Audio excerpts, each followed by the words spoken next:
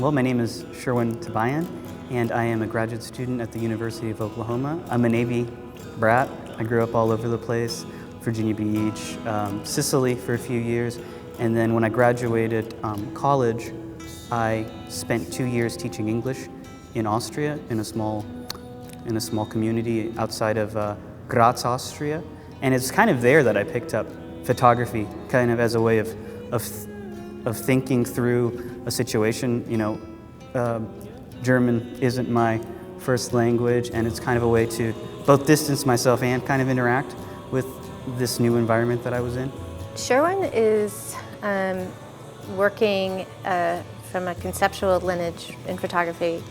I was interested in his approach to presence and absence in a very minimal space in the image. The interesting thing with Sherwin is that he has a ton of ideas, and so for us it was really fun to work with him to kind of edit that and see what main themes jumped out, because really with his project, the reason why it's so good, I think, is because it's so meaty. There's lots of different issues it tackles and questions it raises. So it's open-ended in that way, although there is a clear story. So helping him articulate that clear story was really fun to work on with him. The Western United States, Western landscapes, there's a rich visual history there.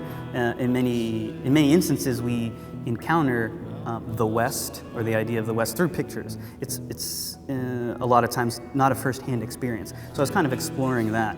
Basically, what I've been doing over the past couple of months is collecting old slides that I find on eBay or thrift stores, and I've kind of placed myself inside the image, and maybe in a way placed the viewer inside the image, because oftentimes I'm taking the photos next to the projector. So in a sense, at least when I'm making the image, I'm kind of participating with this photographer who maybe anonymously, at least to my mind, we're taking these snaps in the 70s and 80s. The images are kind of the conclusion to a thought process that I have, with me thinking about ways of taking images of the West, something we know, or at least have a lot of evidence for images of the West. We have billions of them. And so how does a photographer in 2010 try to engage with our ideas of the West, if not the West itself as a physical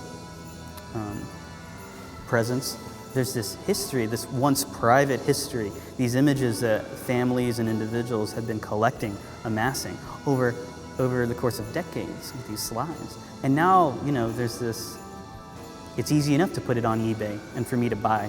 You know, I bought 2,000 slides with a click, and this was once a private history that's now open and available, and not stolen, in the sense that I took these images from someone who didn't want these images to be taken. I don't know, there's this element of collecting, and that's what we do when we take photos of the West, when we bring snapshots back. We provide evidence to other people that we were once there. And so I guess if the image that I have at the end is evidence of anything, it's that it was evidence that I was in a gallery taking an image.